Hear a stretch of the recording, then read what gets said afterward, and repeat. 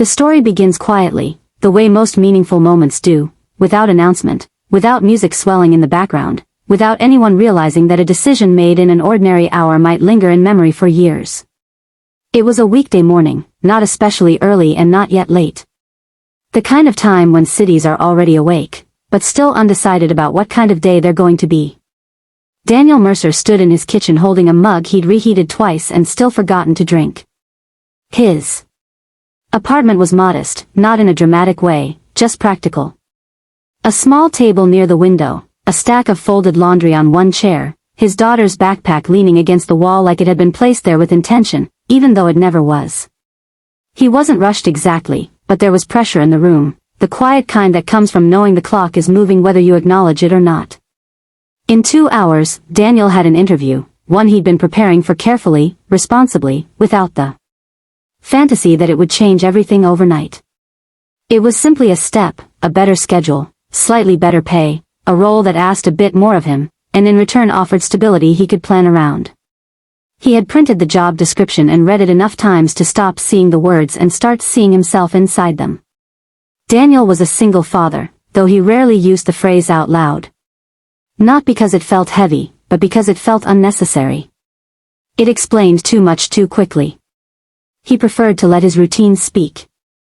Instead, breakfasts packed the night before. Calendar reminders that included parent-teacher meetings right alongside work deadlines. A sense of responsibility that wasn't dramatic or exhausting, just constant. His daughter Emma was 9, old enough to notice things and young enough to accept them without commentary. She understood that some mornings were quiet and focused, that some evenings were tired, and that neither meant something was wrong. That morning, she had already left for school with a neighbor, waving without stopping, trusting that her father was exactly where he needed to be. Daniel liked that trust. It kept him honest. The interview wasn't for a dream job. That mattered to him. He had stopped chasing dreams in the abstract a few years earlier, not out of bitterness, but out of clarity. Dreams, he'd learned, could be loud and vague. He preferred plans. This interview was for a project coordination role at a mid-sized logistics firm. Unremarkable on the surface, but structured, steady, and close enough to home that he wouldn't have to calculate traffic with anxiety every morning. He had done the preparation the way he did most things thoroughly without drama. He knew the company's recent contracts, the names of the interviewers, the challenges mentioned in their last quarterly report. He also knew the limits of his control. He could show up prepared, speak honestly, and leave the rest where it belonged. When he stepped outside, the air was cooler than expected.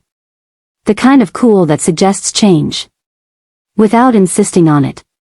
He walked toward the bus stop with a measured pace, not rehearsing answers in his head anymore, but thinking instead about the questions he might ask them. Over time, Daniel had learned that interviews weren't performances. They were conversations with consequences. The street was busy in a muted way. Cars moving without urgency, people walking with headphones in, small scenes overlapping and dissolving before anyone could hold on to them. It was at the corner just before the crosswalk that he noticed the woman. She wasn't dramatic either. No collapse, no cry for help, just someone standing very still, one hand gripping the strap of her bag a little too tightly, the other resting against a lamppost as if it were the only solid thing in the world at that moment Daniel might have walked past. That's important to say. He wasn't a hero type, and this wasn't a moment charged with moral clarity. He noticed her because she seemed slightly out of sync with the movement around her. Everyone else was crossing when the light changed. She wasn't. Her eyes were focused somewhere just below eye level, unfocused, but alert, like she was trying to remember something urgent and failing. Daniel slowed, not because he'd made a decision yet, but because his attention had caught. He asked a simple question. Nothing rehearsed, nothing noble. Are you okay? It was the kind of question people ask every day without expecting an answer. This time there was one that she looked up surprised as if the city had just spoken directly to her. She said she felt lightheaded, that she might need a moment. Her voice was steady, which made the words feel more concerning, not less. Daniel glanced at the bus schedule posted nearby. He had time, technically, enough time to help briefly and still make his interview if everything stayed simple. He offered to sit with her on the bench a few steps away. She agreed, hesitating only for a second like someone who wasn't used to accepting help, but knew when not to refuse it.